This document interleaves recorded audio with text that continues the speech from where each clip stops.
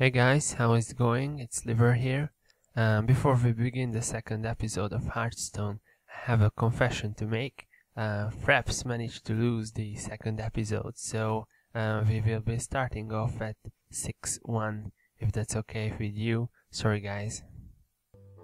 Okay, so here we go. We're at 6-1, which is pretty good.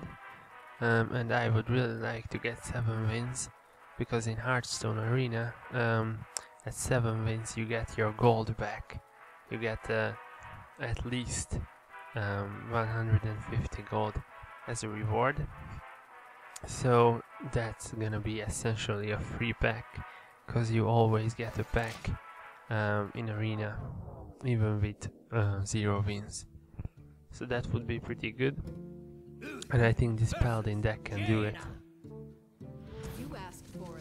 We're gonna go up against mage, and we have a true Sliver in our starting hand, which is always good. I would never mulligan a true Sliver in my starting hand.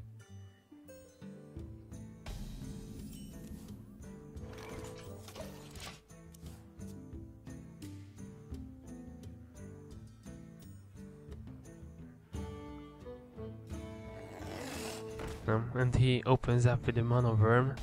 This is arguably the strongest opening from a mage, because he can follow up with a frostbolt.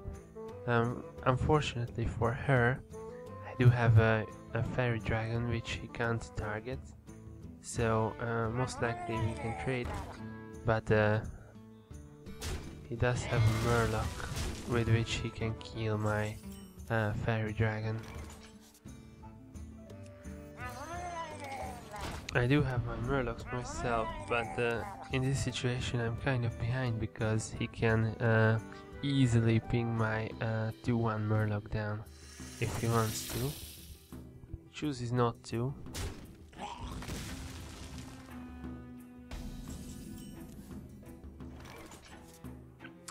Do get our first consecration, but I think it would be much better to use the true Sliver here, because with the Cobra in the on the board, then we can't really summon anything.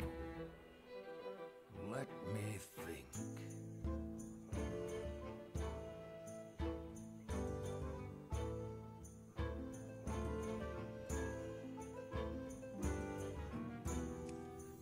Yeah, the true Sliver is the best idea here. Justice.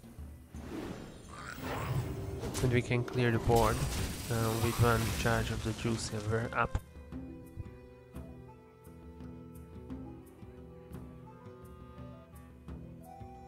So I'd say the early game has been quite even with these creatures. She's gonna coin out an abomination, which is an interesting choice. You can't really do anything to the board with it, and I can just kill it, so I can get a free board advantage. I guess she wanted to make me use my charge of the true Sliver, but still that wasn't very effective in my opinion.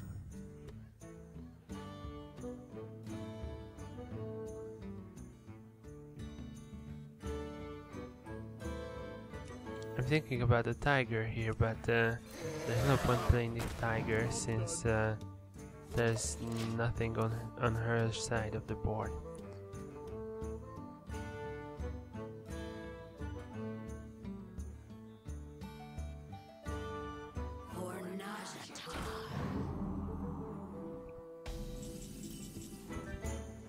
Okay, so he's got a Naga up, which is not very good for me, because it trades favorably with my Drake.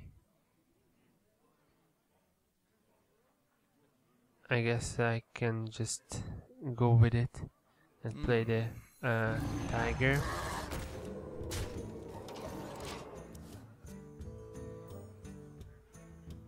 There wasn't any play that could have saved the Drake, so I'm expecting her to attack the Drake now, which she doesn't do. He uses a Cone of God. So the thing is, next turn he can easily Flame Strike.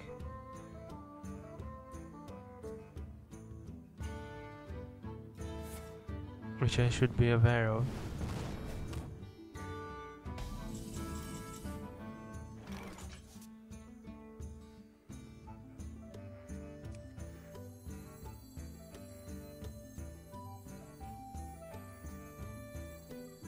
I decide to put down the healer guy, so I get a little bit of heal. And unless he can clear the board, she can. I think I have a good board advantage, but Flame Strike would clear the board here.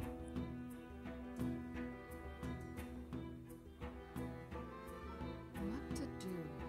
What to do? Along with the Naga, of course. Yep, that's what she decides to do.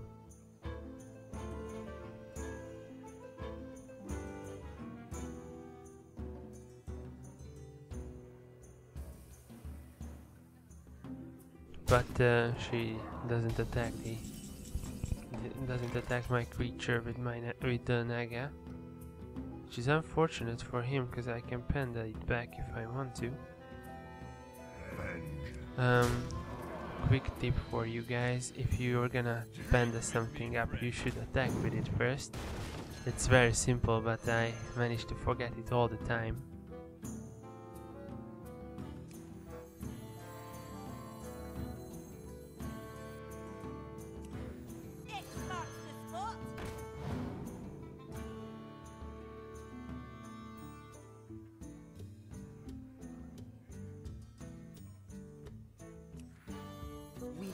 Cleanse the Sunwell.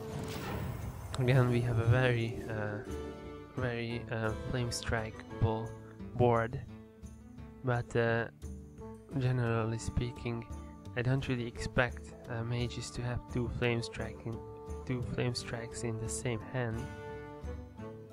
That would be quite unfortunate and might win her the game. But thankfully, he doesn't have another flame strike, only a frostbolt.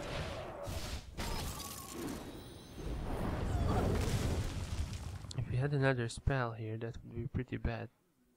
That would kill both of my creatures.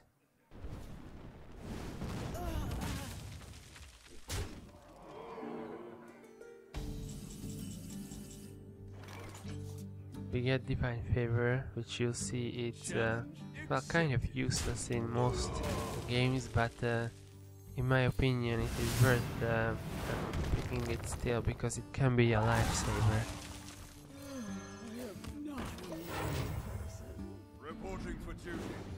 So we've got an Imposter and a Silverhand Knight on my side of the board this time. And nothing on hers, but these are quite weak creatures that I have. So a big taunt would be really beneficial to her.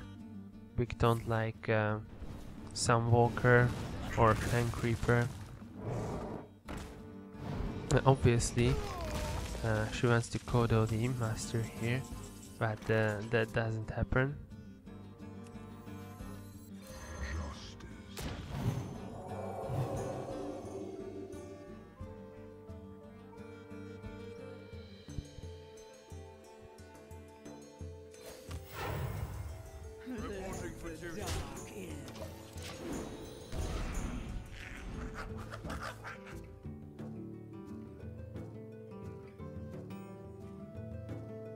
So we managed to heal 2 times with our 5/6 creature, which is always good. She does have a Sunwalker. I think she should have played it earlier. Also, you can see that it's been in her hands for quite a while, because if you look at her side of the screen, with her cards, the cards on the left were already in her hands for quite some time, and the cards on the right are the cards that she has recently drawn. So that Sunwalker wasn't a top deck at all. I definitely would have played it earlier. So I'm thinking about how can I deny her the multiple draws from the Acolyte of Pain.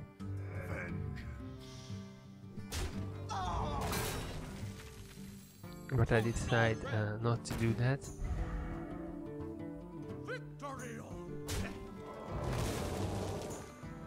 And go for the board control instead.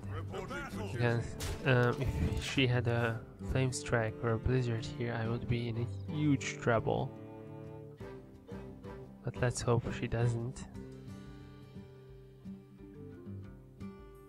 Also, the smart play here would be to attack one of the tokens, one of the Silverhand Knights with the Acolyte, not that guy.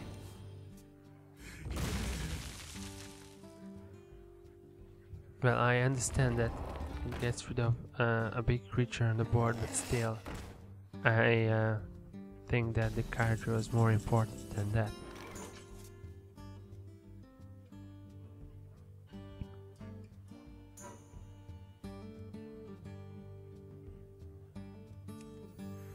So I played the Frostwolf Warlord earlier first because the Venture Co would increase the cost of the Warlord, even though it would be beneficial for me to play it second, because then it would be an 8/8. But it's still okay because she has only one big creature and I have two on the board.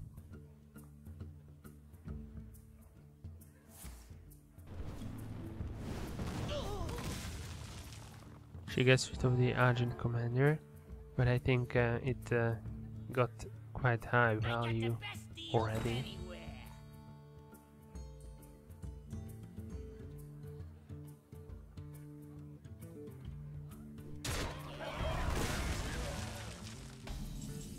But in this situation I wouldn't really mind her to draw some cards, because I could use my Divine Spirit there, but I think it's still best to kill the Auctioneer with the Venture Co.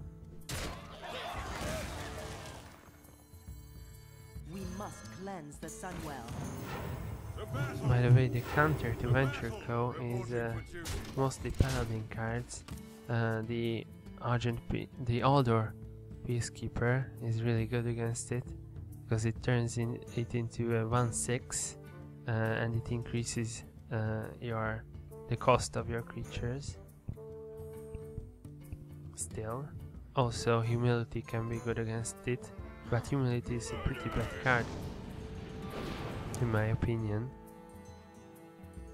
I got the best deals anywhere. Oh, he has another Auctioneer. But I do have lethal, I believe. How you doing? Yep. So we get to 7-1, I think, which is always good.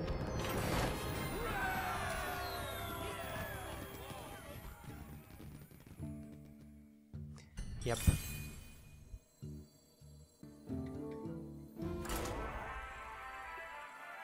So let's see if we can get to 8-1, which is even better, because at 8 you get 4 packs, and at 7 you only get 3 packs, and one of them is always an expert pack.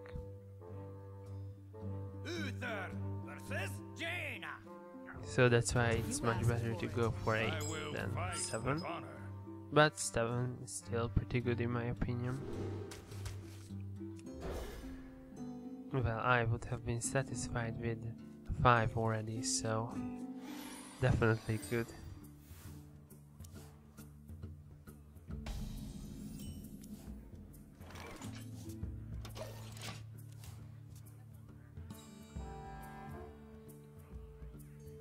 I hope you like my invention.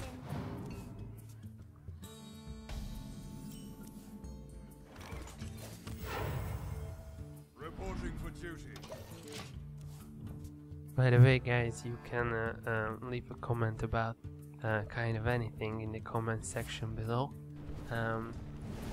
Maybe about the video quality, which I know it's not the very best, or the sound quality.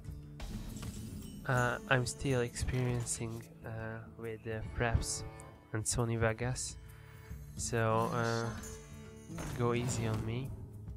Also, my computer is not the very best, so that's why you can see quite a bit of lag here. Reporting for duty. I'm sorry about that.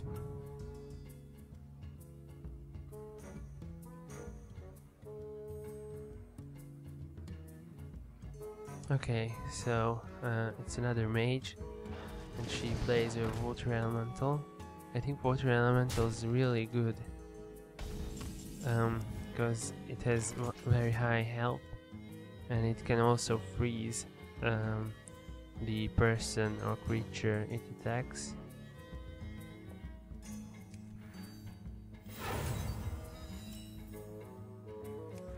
Hopefully I can counter it with the Venture Co. But Polymorph would be pretty good here. Also Fireball. Yep, and we get to see a Fireball.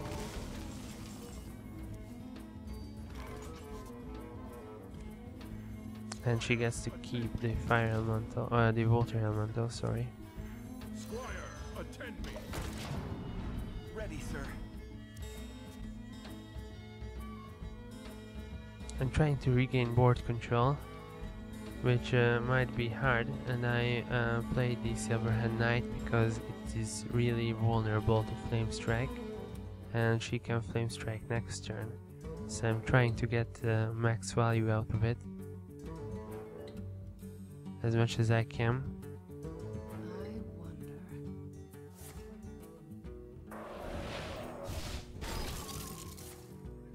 Okay, she's gonna Frostbolt ping the Knight. Kill off the Spire. That Water Elemental has got ridiculous value thus far. Killed off like 3 creatures. It's finally gonna die, but not before freezing me, of course.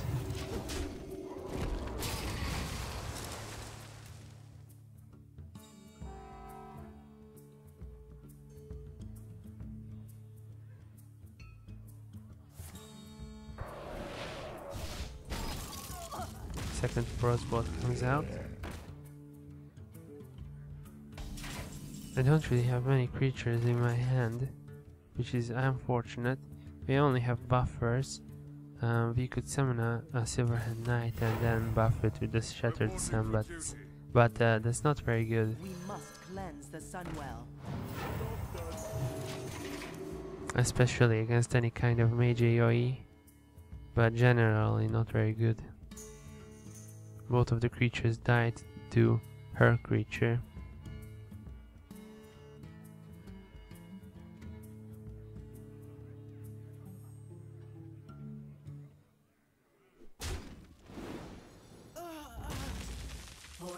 Oh, and he heals it up. I would say he has a very firm board control now. It would be hard to get out of this one. Well, we do have 2 consecrations that we can play, but that would only get rid of 1 creature, For justice. maybe 2 with the True Sliver.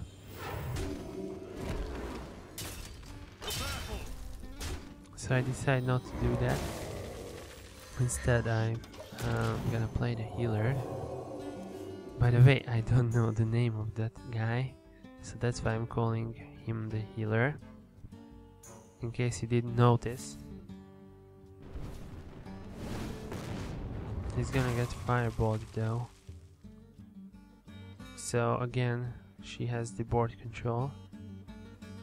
I do have still 2 consecrations. But unfortunately, that wouldn't really kill too much on the board. so I think I'm gonna have to play around it here. Reporting for duty. It's gonna be Token, Shattered Sun, and True Silver. The True Silver is to hit the Naga and bring her down to Consecrate range. For justice.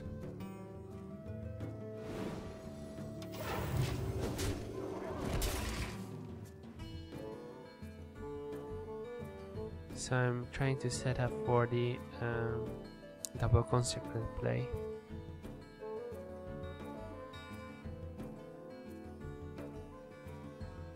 Behold the might of Storm. He does have a Stormwind champion, which is a really good card in my opinion, and it's not even rare. I think it's not even a common. Get in there and fight, maggot.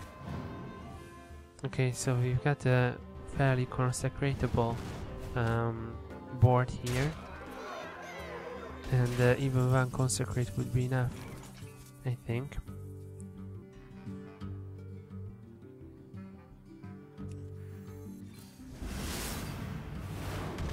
This is very close right now. She has board control still, but she only has a single card in her hand.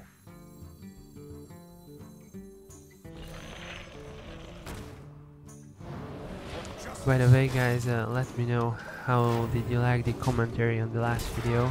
I'm not very proud of it, because I was kind of nervous before starting it, and also this setup with the microphone was very strange to me, but I think I'll get into it as time goes on.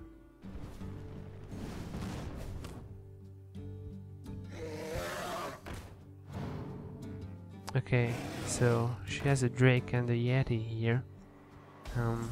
We do have another Consecration, which would take care of the Drake after I've killed the Stormwind champion.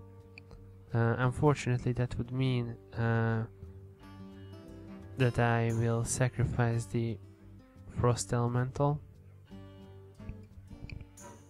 Let me think. I think that's the only play here.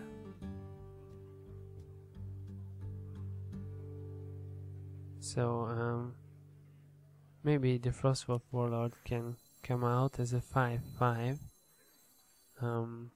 which would unfortunately trade. No, it would trade well with the Yeti because of the Consecration. So, well, I think that's my only play. The thing is that she doesn't really have any more cards, so unless she top decks me, then we should be okay. I must move quickly.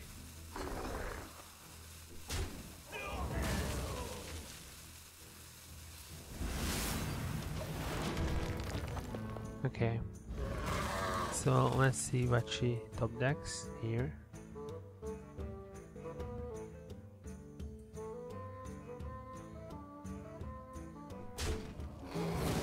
Okay, so she gets rid of my creature, plays a tiger. That's a pretty good top deck in my opinion, but we get to draw another card. We can't really let the tiger live for so long, because if it hits my hero twice, then I'm dead. Also, if she top decks like a fireball, we're also dead. Sometimes I forget things. I don't know what's wrong with the audio here, I'm sorry. I'm gonna make it better in post-production, if possible. So we're down to 5 health. We've got a tiger and that mage on the board, and I think the only play is to sacrifice all my creatures, because I can't really kill the tiger otherwise, and I have to kill the tiger to stay alive. It's looking pretty grim for us now. The tiger definitely paid off for her.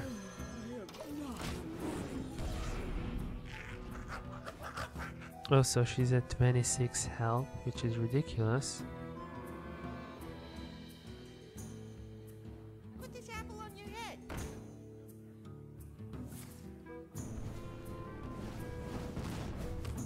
Okay, so we're down to 2 health. And we have to get rid of all the creatures that she has. We can't really heal and can't draw cards.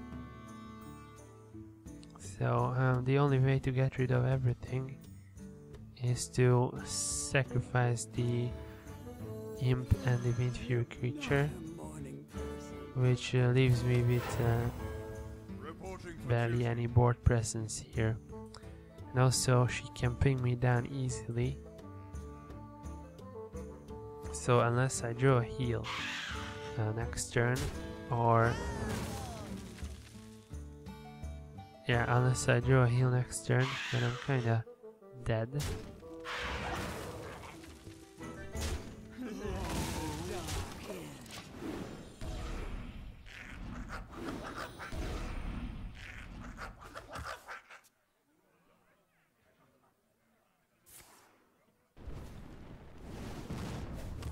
Okay, so she plays a mind control attack. That wouldn't really matter, since I can't really heal myself. And well, the only option is to concede there. Well played. And by the way, I've already played all the matches in this arena, and I can say that there are some very exciting matches coming up. Maybe in the next episode, who knows?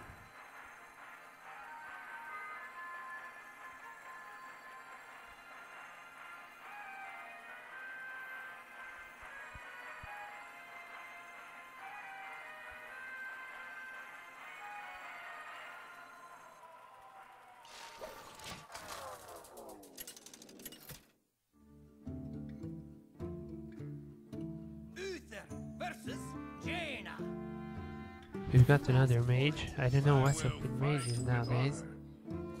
Well, except that they're kind of OP. Especially with the flame strikes. The pyroblast nerf didn't really affect Arena, I think. Hello. Well played. Misclicked there. Well met. Put this apple on your head.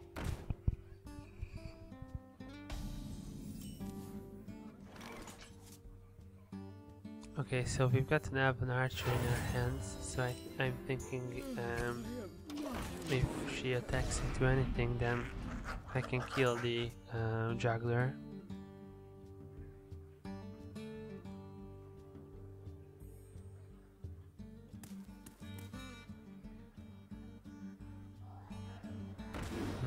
But she plays a Worgen instead and doesn't attack me at all.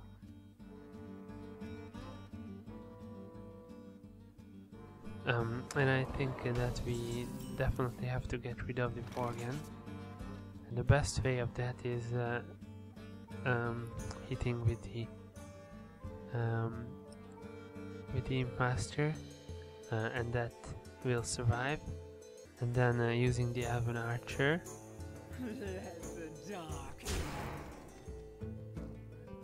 and the Imp to kill it off, and then we can play that pirate there. Well, unfortunately this leaves her with quite a bit of opportunity to juggle into my creatures.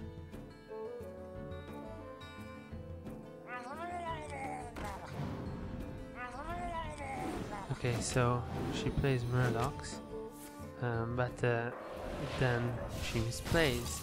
I think she already queued up the Frostbolt before seeing where the juggles go, which is quite unfortunate, because she could have easily just pinged instead of using the Frostbolt there. So essentially she wasted the Frostbolt, which is always good for me. and she lets me even out the board. Because with the ping and the murloc, she can kill off my creature. It's time for a little blood. So it's my turn now. I have the card advantage by 1, and I can choose Silver as well. So we have another charge of the True Silver up. We're down 7 health, which is not very good, but we do have a heal in our hands. It's only for 2 though. Well, this turn is kind of weird. She doesn't really do anything. Next turn it's Flame Strike time, so I'm gonna have to play around that. I don't really want to Argent Commander there. And since she can't really ping the Tiger, sorry, it's gonna be out of Flame Strike range next turn. And I really want to play another creature that's not Flame Strikeable, at least next turn. So that's why I play the Argent Commander, because she can't really ping and Flame Strike yet. Not until she has 9 mana.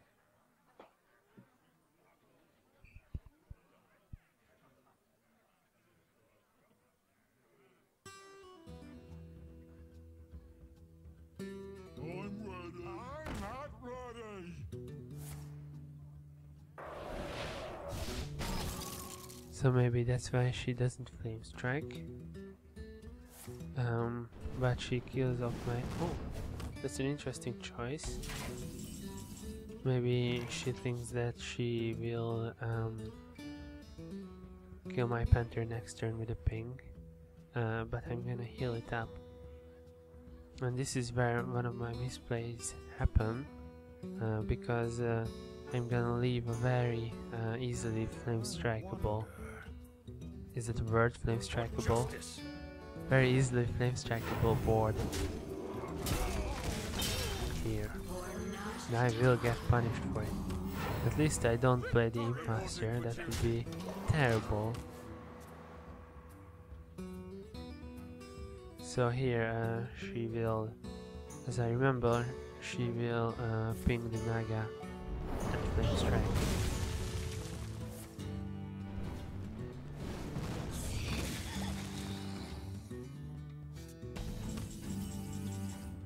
But we still have quite a bit of creatures in our hand, so as long as she doesn't have another Flame Strike, then we should be okay, I think.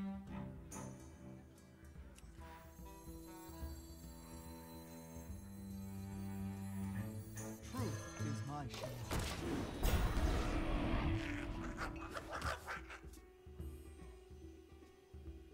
Okay, so let's see.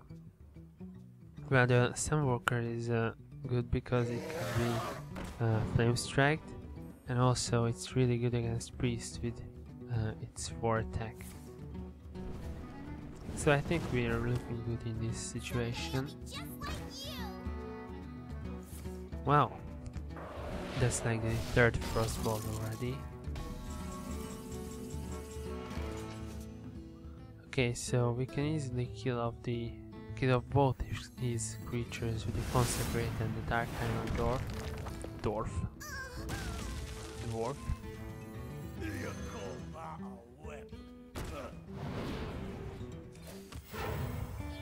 Reporting for That's duty. pretty good. And she can't really ping up the Sunwalker, but she definitely can Flame Strike. So let's hope she won't do that. There are some times where you can't really play around Flame Strike. There I would definitely have used the spell earlier and then pinged.